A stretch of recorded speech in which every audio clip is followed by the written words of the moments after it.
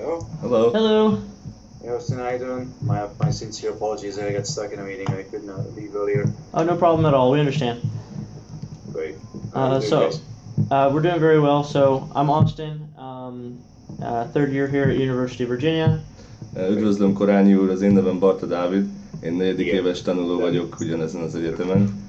És we're working on a project about European energy security for a class with Professor Legedek. And we would like to ask you a couple questions that would help our presentation to be successful. Sure, with pleasure. I actually just came from his class today at GW. I was giving a guest lecture today, so yeah. Oh, wow. Absolutely, with pleasure. So I'm at your disposal. Okay. So, Mr. Koranyi, we see the conflict in Syria as an impediment towards potential efforts to develop and transport natural gas in and from the region, which could serve as a supplement to Russian gas imports into Europe, and thus increase energy security and diversity. If the conflict in Syria is prolonged, it is clear that the transportation of gas from the Middle East becomes more challenging. Do you believe that Russia has an interest in prolonging the conflict in order to maintain their near-monopolistic status in Eastern Europe, or do you think they are more concerned with the security issues a civil war near their southern border poses? Right. So the way I see it, with regard to Russia's strategy in Syria and the wider Middle East, energy plays a role in that, but in the case of Syria, it's not a very significant one. So as far as Russia's agenda is concerned, their primary preoccupation is staying as the most relevant global player in the Middle Eastern space and filling that vacuum that the lack of U.S. leadership or a diminished U.S. leadership represented in the last couple of years. So, in other words, Putin has been very opportunistic in identifying that vacuum and moving into that vacuum for a number of reasons. One, he sees instability as such and revolutions in countries such as Syria or Libya as something that fundamentally threatens the world order and, of course, his own power in Russia.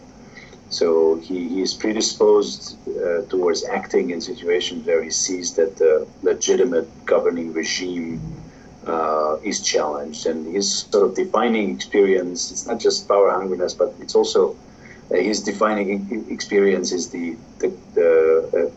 crisis and chaos in Russia in the early 1990s. So stability is above all else in the Russian thinking today, so he views everything through that lens. I think the second key piece for his Syria strategy is the base in Tartus. That's the only warm water base in the Mediterranean that the Russians have, the naval base in Tartus. And you could argue it both ways. It's not a very heavily used base, or it wasn't before the war, actually. So it was not sort of the cornerstone of Russian naval security, but it was still quite important. And it's important from a symbolic perspective as well as sort of the power projection capabilities of the Russian Federation in the 21st century setting. So not to lose that base is of critical importance. And it's controlling the Eastern Mediterranean basin and power projection capabilities in the Middle East as well. That still matters. I think energy is relevant in the context of Iraq and Iran a lot more than Syria. So Syria has never really been it has been a minor oil producer and to some extent gas, but it was mostly for domestic or regional usage. It has never really been at the forefront of European gas diversification efforts, or it has never really been a major source for the Southern Gas Corridor. Never really been looked at. You could look at Syria in a way that it's a transit state for Gulf gas all the way to Europe. But the truth is that the Gulf countries, with the possible exception of Iran and of course Qatar, are actually the gas usage is increasing. So Dubai just last year ended up importing gas from the United States, which is crazy in many ways, but that's the picture they're looking at. Saudi Arabia is fighting with major gas deficiency. So most of the Gulf countries, again with the notable exception of Qatar, which is a major LNG exporter already, and potentially Iran if they manage to attract technology and capital, and if they manage to satisfy the growing domestic demand as well, could become exporters as well. But that's not really conducive on how the Syrian crisis evolves. Thank you. Thank you very much. Okay. Do you want to answer Okay. So my second question is, you had previously mentioned in an interview at the TOGY Atlantic Council Summit that Qatar, Israel, Turkey, Egypt, Cyprus, and Jordan are home to an abundance of hydrocarbon, which is an important building block for natural gas. Furthermore, Azerbaijani gas, which could be an important energy supplement, is due to reach European countries in 2019-2020. Do you believe that developing the infrastructure and technology of these developing nations such as Azerbaijan should be prioritized by the West in the future? I mean, it's primarily the responsibility of these countries.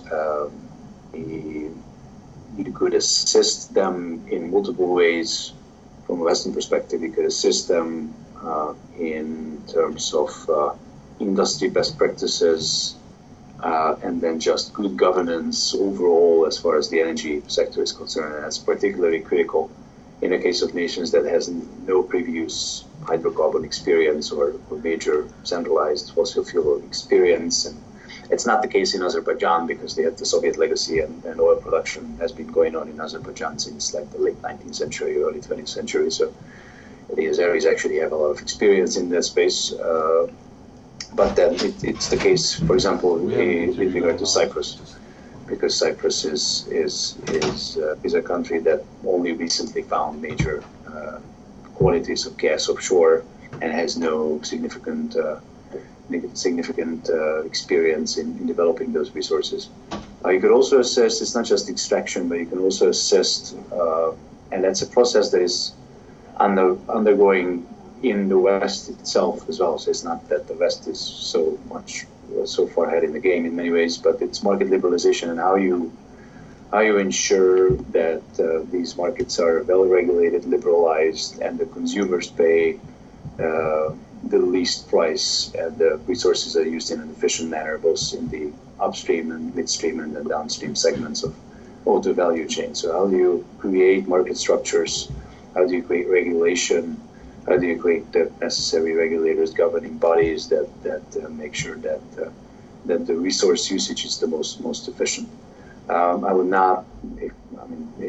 The West doesn't do that, and shouldn't do like directly subsidizing, Azeri gas production or gas production in Cyprus or elsewhere. That's primarily the responsibility of private sector companies and the host nation governments. You could assist with diplomatic pressure. You could assist with best practices. You could assist with these kind of soft tools. So we do have another question about market liberalization. If we have time at the end. For now, we want to switch gears a little bit. This is Austin Sport. Yeah. Okay. So you testified in front of the Senate Energy and Natural Resources Committee and advocated for the U.S. shipping liquid natural gas to Europe, which could put negative pressure on Russian gas imports to EU countries and reduce their leverage. From past interviews, it seems clear that you believe that the environment is important and solving climate change is crucial to stability in the future. How do you reconcile the environmental damage that fracking has done in the United States with the part LNG could play in improving the EU's geopolitical standing with Russia? Sure. So I think there was a very polarized political debate going on fracking and shale gas in general. As you pointed out, I'm very sensitive about the environment and about climate change in particular. The way I see gas and shale gas in particular in that context is that it's overall imbalance in the short term as a bridge fuel. It is beneficial from a climate change perspective. So you have a situation whereby it is quite clear that pivoting away from fossil fuels is a must, and the sooner we do that, the better we are off. Realistically speaking, though, it's not going to happen overnight, and from a technological perspective, although we made huge advances since in the last decade, in particular in the last couple of years, how renewable costs have come down, how battery costs are coming down, and that will revolutionize the whole energy industry, probably in a much more expedited timescale than what the traditional thinking still suggests. So I'm actually optimistic about the future in many ways. But it is quite clear that because of still the intermittent nature of renewables, because of the vast coal generation capacity in the United States and elsewhere, it needs to be replaced the soonest because coal is by far the worst from a climate perspective. Yeah. Gas could play a bridge role. Gas could play a transition role towards a low or zero carbon energy future. Shale gas has gotten a really bad rap in the United States and especially in Europe. The way I see it is that you have responsible producers and you have less responsible producers. Actually, most of the producers are quite responsible in the U.S. setting. So, shale gas, if produced responsibly, is not worse at all than a conventional gas reserve that you tap into. So there are tools, there are technologies that you could do well casing and green completion and others, which costs a little bit more, but not that much more, that would make gas uncompetitive. And then you prevent methane leakage, you prevent the shipping of the fracking fluid into one of the most frequently quoted issues is this drinking water versus fracking fluids. So how the fracking fluids make it to the drinking water. There were like a handful of cases in the United States where it indeed happened, because the well casing, the way it works is they drill down the well, you send down the fracking fluid, it does the fracking down below, but the fracking itself usually takes place well below the water basin. So the water basin is always closer to the surface. Yeah. Fracking takes place typically at least half a mile or a mile below that. So there are multiple layers in between. So if your well casing is good, when the fracking fluid goes down, then the fracking fluid comes back up. If your well casing is good, then you have no impact whatsoever on the water table. So again, the technology exists to do this responsibly, and the overwhelming majority of the operators do this responsibly. Then you have the methane leakage issue, which is partly an upstream question, whether you make sure that the well casing is the right one, so as the gas comes up to the surface, you capture all that gas and none of it escapes into the air. And then there is the midstream issue, which is essentially about the quality of pipelines and whether you have leaks and holes in your pipeline system and whether you do that.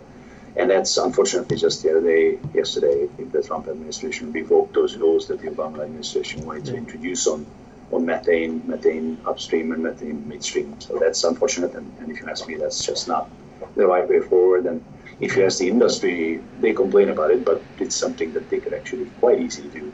There are a number of estimates out there in terms of how much more it would cost them, but not a huge amount. So again, at the end of the day, if you look at the U.S. as a whole, and you could argue it both ways, you still have the per capita emissions very high, and Europe is about half of what the U.S.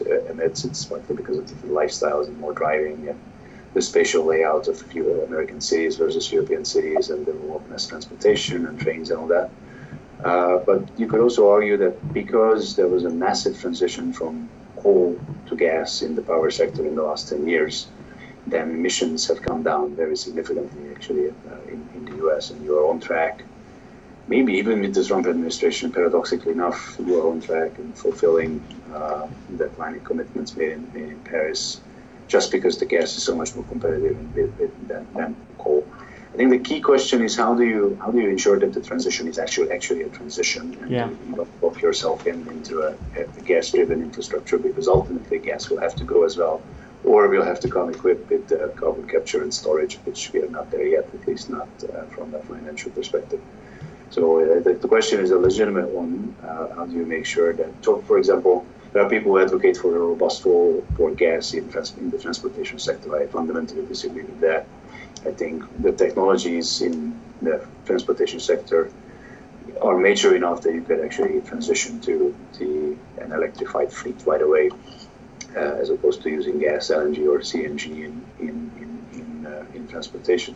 But in power generation, especially big centralized power generation, it's still something that I see an intermediate future for gas in the coming 2 decades or so.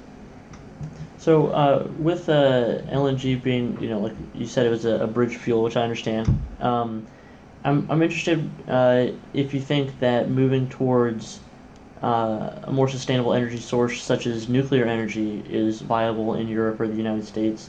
And then building on that, a specific instance, you mentioned that Russia is funding Hungary's expansion of its nuclear plant, POX-2. POX-2 means that they will be tied to purchasing Russian nuclear fuel for at least a decade. But I was wondering, is it possible that Hungary is using the nuclear power to reduce the reliance on Russian gas imports, and then sometime in the future they could find a different supplier of the nuclear energy? Well, I mean, that's an argument that the Hungarian government used, and to some extent it's true that I in principle supported the decision to extend the role of nuclear power in the Hungarian electricity mix, because I view nuclear as it should be part of the mix if you really want to decarbonize the energy sector. And it's rather unfortunate that because of Fukushima, you find yourself in a situation where nuclear gets a bad rap in developed countries in particular. So it's partly because of political and security reasons, but mostly because of financial reasons and because of all the approval processes and the ability to get loans and all that. So, but I see a future for nuclear. There should be a future for nuclear. So I, in principle, support the decision. What will be difficult in the Hungarian case is a couple of things. One, the timeline is somewhat convoluted because you have existing reactors that provide about 40-something% of Hungarian electricity on average. If you end up, then those are like 2,000 megawatts altogether. The two new reactors that you're talking about will add an additional 2,400 megawatts of capacity. So you more than double the nuclear generation capacity. So you end up with 80+% in the system that could be provided by nuclear, which is probably higher than ideal. So how do you balance out? And the problem with nuclear is that it's not easily scalable. So you don't switch on and off a nuclear power plant. And the way it works is that it provides the baseload generation capacity. And as you know, the electricity demand fluctuates during the day. The best example to use, I always used it, I was in a Berlin gas-fired power plant in Berlin in Germany. And the operator was asking the participants of the tours what do they think, when is the highest, the electricity consumption, when is it at the highest level? And apparently it's when the Bundesliga matches are on in halftime, because everybody goes to the refrigerators and they open it up and they take out the beer. So you can actually track these spikes in consumption, and it correlates with human activities and behavior. Of course, it's usually the evenings when the lights are on and people are at home and they're cooking and using their appliances and all that. And there are ways to even that out, but certain fluctuation in the system is by default. So one of the big challenges, give me just 1 second. Hello? Yeah, can I call you back in about 15 minutes? I'm stuck on a call still. Will it be okay? My apologies. I'll probably be 10 minutes if you talk. Yeah. 5 minutes. 73016. Perfect. I will call. Thank you. Apologies. Sorry, guys. Okay. Cascading effect. És te mióta vagy ott? 4. éves vagyok, úgyhogy 4 éve. 3,5. Most a mesterképzésre felvettek itt a University of Virginia-n, úgyhogy még 2 év, ha minden jól megy. Super. So where are we? So it's Baksh. The nuclear fuel issue, the European Commission made sure that after 10 years, you actually have to make sure that from a technological perspective, you can buy the fuel cells from somewhere else as well. So I'm less worried about that. That I think that when I gave that interview was we were in a situation where this issue has still not been resolved, but then ever since the European Commission made sure that the preconditions are such that you have to comply with that. But so the other thing that I'm a little, so how do you operate a system that will have double the capacity or more than double the capacity of nuclear power for about a decade, because you then start phasing out the existing reactors in 2033, and then you end up phasing them completely out by 2039, I guess. So you have, and the argument on the Hungarian government side is that yes, but there might be delays in the original construction, just as there are typically delays with nuclear power plant construction these days. Yeah. And then there will be an increase in electricity consumption, which I don't think will be the case, because Hungary is still a largely inefficient socialist type electricity usage. It has gotten better, but you still could improve a lot. So the unit per GDP you end up producing is still not on par with the Western European level. So if anything, I would, even if with economic growth or robust economic growth, which is by no means guaranteed, even with that, I would expect that the electricity demand should stagnate or maybe even decrease a little bit. So I think the numbers that the Hungarian government based its assumptions on are somewhat misleading. And then the third argument is which is somewhat misleading, is that gas in Hungary is typically used in heating.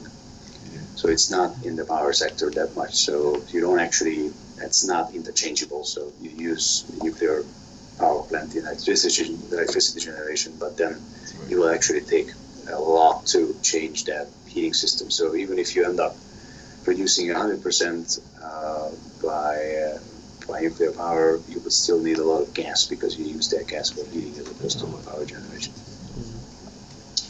So I'm just going to put this thing in. Can you hear me, guys? Because I can't hear you. Yeah, I'm sorry. Everything is good. Okay. Next So question. I have a third last question on my part. So after fitful negotiations spanning nearly 2 years, Gazprom moved a step closer on March 13th to resolving a long-standing dispute with the European antitrust regulators, critical of the company's dominance in regional natural gas markets. The Commission provisionally accepted commitments by Gazprom to address the charges filed against them. Do you believe the EU Council has done enough to liberalize markets and reduce Russian leverage in the European energy market? Yeah, they have done a lot, and we have come a long way. And I could argue that even though last year was a record in the amount of Russian gas imported to the European Union, but the energy security of the EU at the same time went up. So, in and of itself, I don't care whether it's Russian gas or Algerian or Norwegian or US LNG. What I care about is how competitively it is priced, and whether the supplier has a monopoly or is in a position to abuse its dominant position in the market. And in that sense, the EU has done a lot. We are still not 100% there, so we're still not at the end of the road. That's what this whole European Energy Union is about, to complete the liberalization and the completion of the internal energy market. We still have energy islands. The Baltics, to a large extent, are still disconnected from the rest of Europe. You still have markets in Central and Eastern Europe that are not as well connected. You still have the Balkans, which is outside the EU, but inside the energy community. You should make sure that those markets are interconnected, both in terms of gas and in terms of electricity. But we have come a really long way since 2009, when the last major shut-off and crisis happened between Russia and Ukraine. And if you look at the convergence of prices, so even 5-6 years ago, even 3-4 years ago, there was a huge premium on gas that the Central and Eastern European countries had to buy from Russia, as opposed to what the Germans or the French had to pay. And now those premium levels have come down quite dramatically. So there's still difference, there's still some outliers, but in terms of the competitive pressure put on the Russians by putting in place the interconnectors, by making sure that the third energy package advances in European countries, and they're still not there. So still, like the majority of the EU member states do not comply with the third energy package provisions completely, which was adopted back in 2009. So there's a lot of homework to do. There are still big deficiencies as far as the cooperation between the regulators are concerned. Very often it comes down to nitty-gritty regulatory stuff. Very often, frankly, we talk about the Russians all the time as a threat to European energy security and the monopoly and all that, and it's all true. But for example, from the monopoly pricing perspective, you could argue that the anti-competitive behavior of some of the vertically integrated monopolies in France and Germany and in other places have a much more detrimental effect on prices or a bigger problem from a European energy security and competitiveness and lower energy prices standpoint than the Russians are. So it's the flip side of the coin. So a lot of things happening. It's unclear how the European Energy Union will eventually look like. It's a very tricky political process because the EU ultimately cannot, and that's in the treaties, cannot influence the energy mix of a country.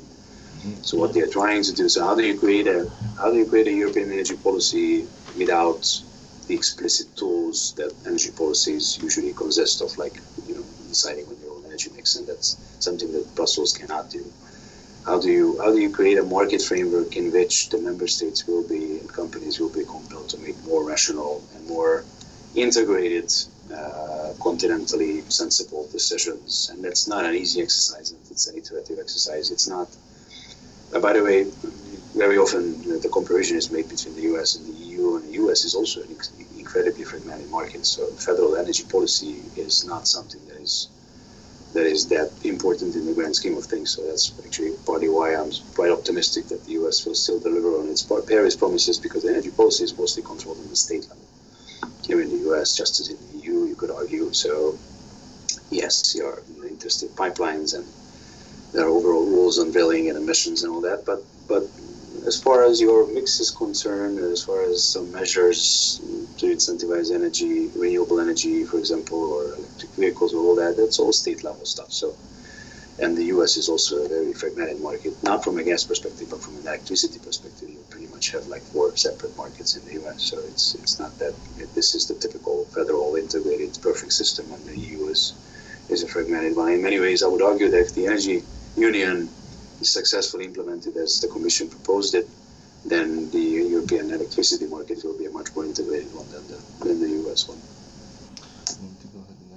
Yeah. So we have a really last question regarding this. Could you shed light on if there's any contingency plans that the European Union may have with respect to the natural gas security dilemma?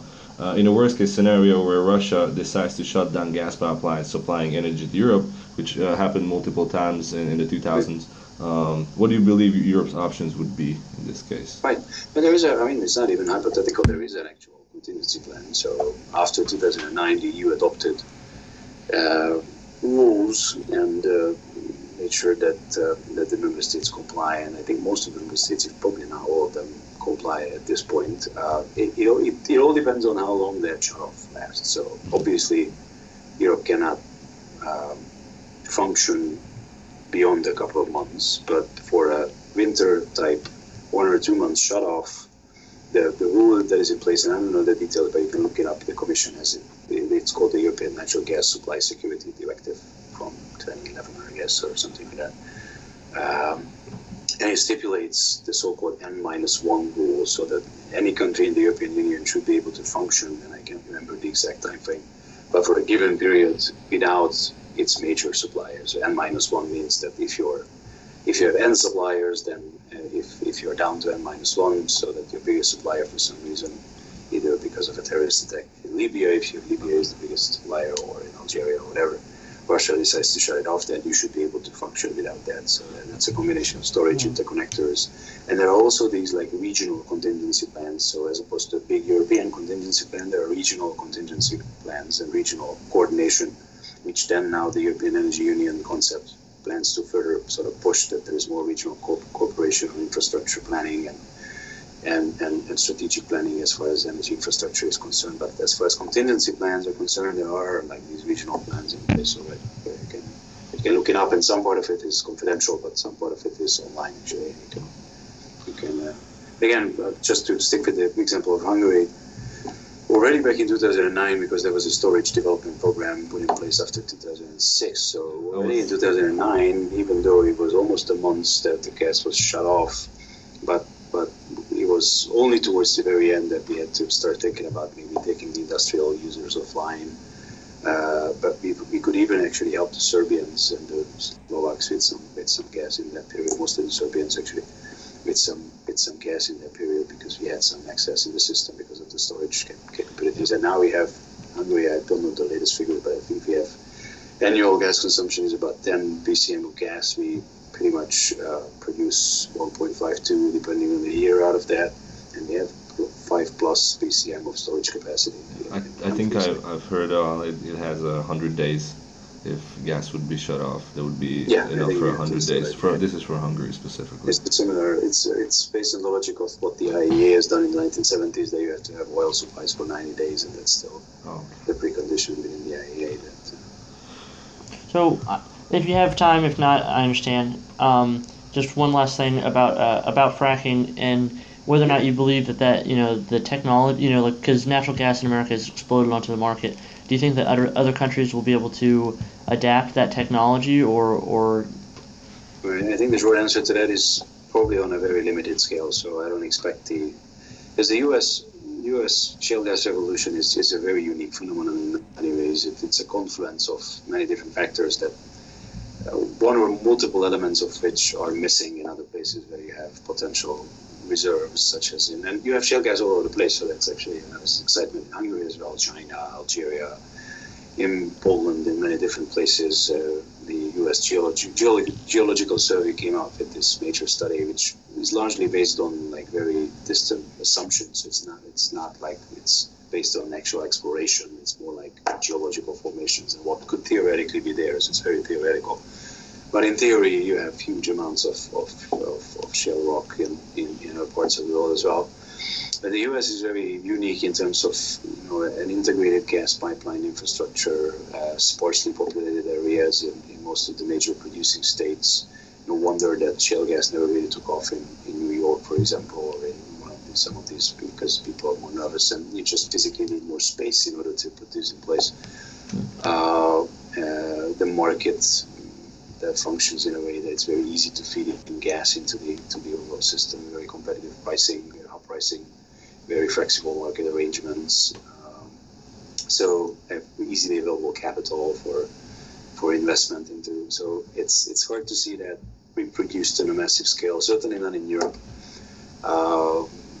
China is an interesting case study, and we will see how that goes. They are really hell bent in trying to go into, and they talked about 50 BCM production by the end of this decade, and there is like dead silence on that in the last 2 years. So I don't think it's going to happen. We have water issues that they are still not resolved. There are experimentations with like dry fracking, but it's not there yet. And fracking still uses a lot of water, and that's a major issue in China, in Tarim, which is one of the regions that has large reserves. There is like it's just a very arid region, so water is an expensive commodity already. So I think on a limited scale, in some places like in China, maybe Argentina, maybe Algeria, although they have water challenges themselves, you could see this evolve, but nowhere near the scale that the United States has managed to, and on a sustainable basis that the US has managed to do. Okay. Mr. Koranyi, thank you so much for giving us some time today. Please call me David. And apologies for it's just a really hectic period for me, so I'm glad we could make it happen, and I hope it's helpful. Nagyon köszönjük a segítséget még egyszer, és minden jó. Sziasztok!